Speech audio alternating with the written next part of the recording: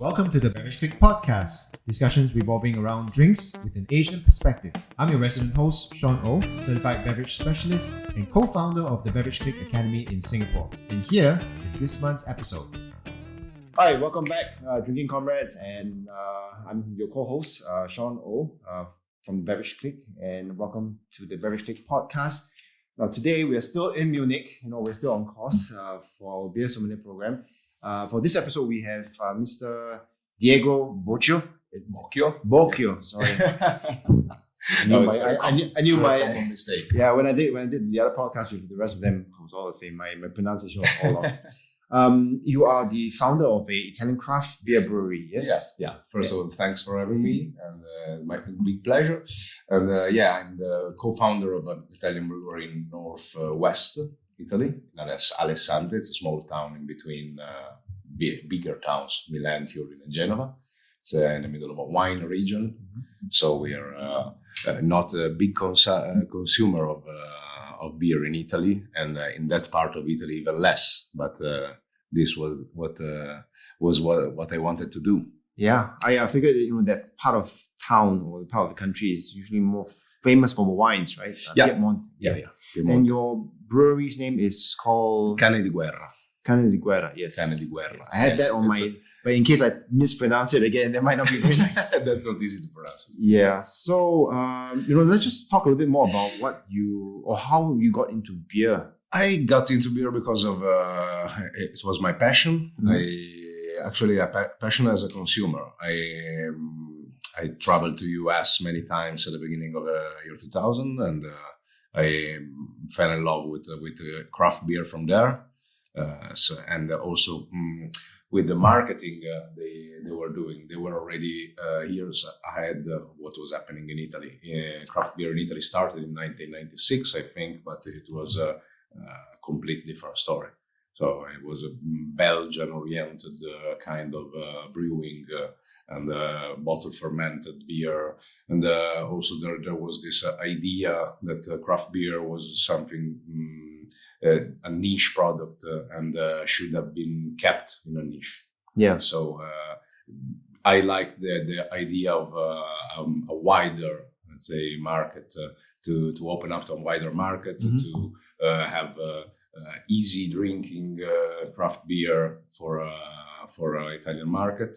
And by the time I started the brewery, 2014, the market was already ready for this kind of products. And so we started in 2014, but actually we started brewing some months after. So the beginning of 2015, we decided to stick to classic styles, let's say, because it was easier for a consumer to understand them. We brewed so many different beers since then. I think we brewed something like 12 regular beers, and then we had dozens of different stuff. We also like to do some international collaborations, and we had collaborations with a lot of breweries from all over the world. And that's when we get creative. Otherwise, our beers are mainly classic styles. Yeah.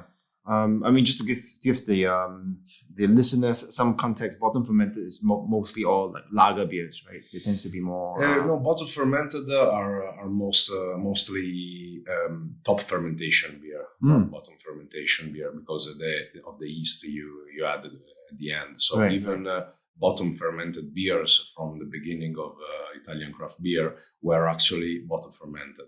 Okay. So, we are actually bottle fermented. Sorry. I see. So the bottle conditioning is what was really common to do, because there was not enough technology to have to bottle without putting sugar and yeast. So keeping the pressure of the beer in tanks. Yeah. Then when we started, that technology was easily available. So we had a chance to do this kind of beer. That, in my opinion, is a bit easier to consume and also to produce, because you are lacking that final touch that can always mess things. Yeah.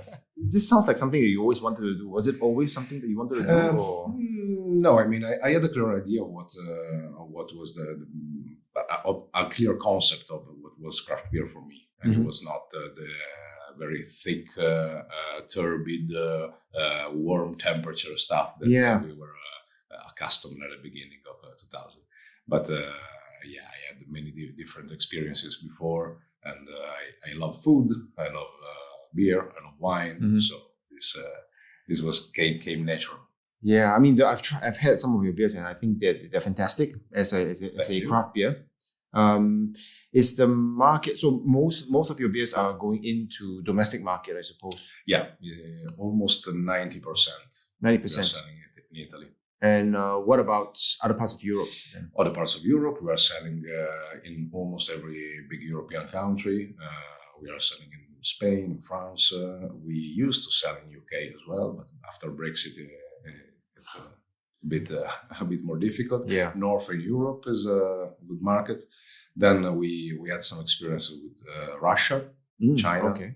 But our beer is not pasteurized, not microfiltered, because of what the Italian law define as craft beer, and so it's quite difficult for us to reach very distant markets without having a very a cold chain. Cold chain. So we need some to deal with some very structured partner. Otherwise, it's going to be messy. Obviously, Northern Europe is easier from that point of view. Temperature. Yeah, I can imagine. So besides unpasteurization, is there any other things about Italian craft beer laws that? Actually, the law changed recently. I think it was 2017. They managed to pass this law, defining with a clear definition of what is birra artigianale. That means craft beer in Italian. And is maybe the strictest definition you have in the world. And the parameters they decided to apply are, there are three parameters, let's say. One is independency, so economical, physical, legal independence from other breweries. The second one is dimension criteria. It's 200,000 hectoliters is the maximum you can produce. I don't know any craft beer in Italy that is producing even half of that. We have so many small breweries in Italy, and some bigger ones, but not that big. And then there is the technological criteria that says you cannot pasteurize, you cannot microfilter. So this means that your beer is still alive. So it's obviously when it's fresh is better. Yeah. But if you ship it abroad and you cannot have full control of what's happening to that, it can get worse. Yeah, it's not gonna get bad, but it can get worse. Yeah. Well, for my case, I've experienced in shipping unpasteurized stuff like for sake, and this is actually quite a common thing right now. So it's something that I think in most Asian countries, they might actually have a bit more expertise in that because they actually deal more with unpasteurized stuff. So this is actually good to know. But I can understand why it's a problem because sometimes during shipping, like 3 weeks. But that's a problem also in Italy. I mean, because the biggest distributors, the biggest seller are supermarkets, and they consider beer. They treat beer exactly like they treat Coke. They should treat beer like they treat milk, fresh milk. Exactly. But they do it, and so they are such big companies. It's really difficult to change their mindset. We are trying little by little. Yeah, but it's not that easy. And by the way, this law actually helped defining craft beer, and then we got some discount on taxes and some other stuff that helped getting slightly better margins. Yeah, and so a lot of new breweries came in the last 5 years. Okay, and so now in Italy we have more than 1,500 breweries. Micro ones. Yeah, most of them are small. We are let's say medium-sized production, but most of them are around 1,000 hectares. Okay. I think I'll be sure imagine that the vastness of the market and the creativity that you can find in Italy. It's a very interesting country for beer. Interesting. It has become. Yeah, I can imagine. I'll take a lot of time to visit a lot of breweries when I visit Italy for wines as well. Looks like my trip is going to be longer. No, if I visit you, of course. So in terms of your production, I mean your product line, how many? I did have a look at your website. And it's like you have quite a bit of products as a catalog. Are there any like core staple ones that you focus on? In between our regular products, regular beers, there are some that are outselling the others, and mainly our American IPA and almost all the IPAs. We have American IPA, double IPA, Pacific IPA, and then we have Summer Ale that is a session IPA. That's the one all I of had, them are doing very well. Bohemian Pilsner is doing very, very well. The Vienna Lager, Best Bitter, and Belgian styles as well. Blanche is performing well, but I can say that IPAs are outselling the others. Yeah, IPA seems to be is a big trend right now. I think with IPA. Yeah, I think it's the entrance point to the craft beer world for a lot of people, because when they discover hops, it's the aromas and the flavors are very interesting, right? Yeah. Tell me something about the your design, because I noticed that your bottling and design is all very unique, very artistic. So we decided to have this name Canediguerra, that is quite a strong name. It comes from a song. It has a very different meaning of what it would be a literal translation. Translation would be dog of war, but actually it means a stray dog in wartime. So, okay. And the name is very graphic, so we wanted to avoid any figurative label. So we wanted something geometric. We decided to go with these patterns, and with this. I mean, it's something that really differentiates us from the rest of the breweries. It's not a common design, and it helped us a lot. Do you have like a professional designer? We have a design studio based in a town nearby, Alessandria. Wow. We have been working with them since the beginning. I've been working with them for other business before, and they're always surprisingly finding new solutions, new ideas to go on with this scheme of pattern.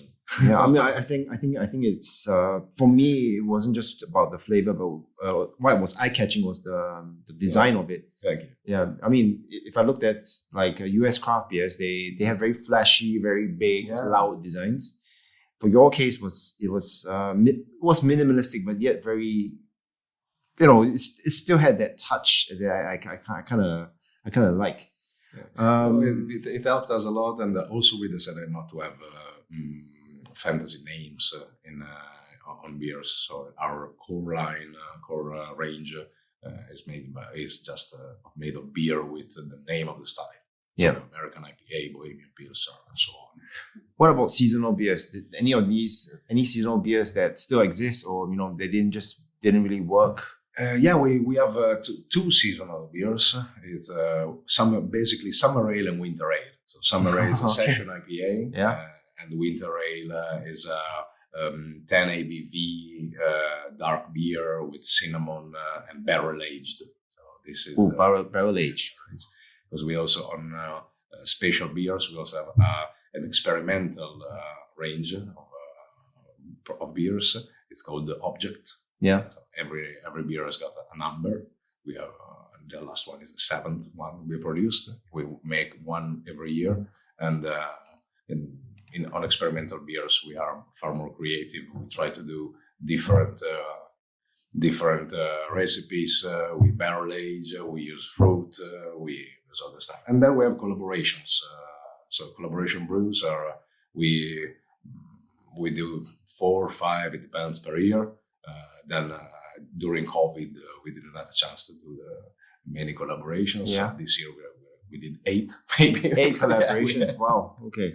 And this year we did the collaborations just with Italian breweries. Starting from next year, we'll go back to do collabs with international brewers. Okay. So international breweries. We're closing into the end of the podcast, but any like collaborations overseas that you are looking forward to?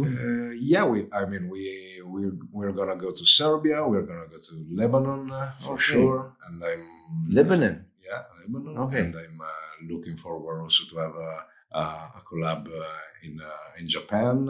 Working on that, and with Boris maybe. I've been talking with him about it. Nice. And but it's it's also a way to open a market. Yeah, but, I agree. We all the markets we could reach easily. We already done. We already covered. So now we are just going around and visiting friends we met in beer events or something. So cool. Hopefully, there'll be a collaboration in Singapore. Would be very nice. Yeah. One last thing would be, what are your hopes for the brewery in the future?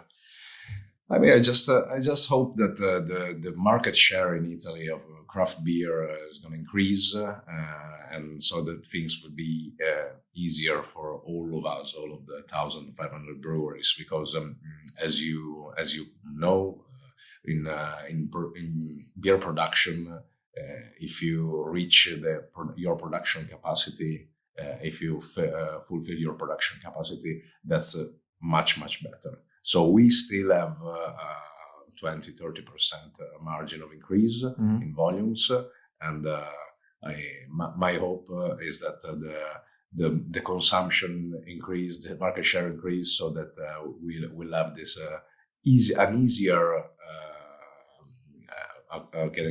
an easier management of cost and others. Even because, as you can imagine, as in everything in this moment, costs are rising in an unbelievable way. So my hope is that we get back to normal as soon as possible. Yeah. Hopefully, COVID is almost closing to the end. Let's hope everything gets back to normal.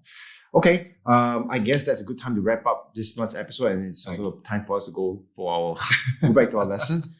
Thank you very much, Diego. I hope to visit you in Italy for sure. And when you do come to Singapore, please, looking forward. Yes, look for us. Okay, cool. Thank you very much.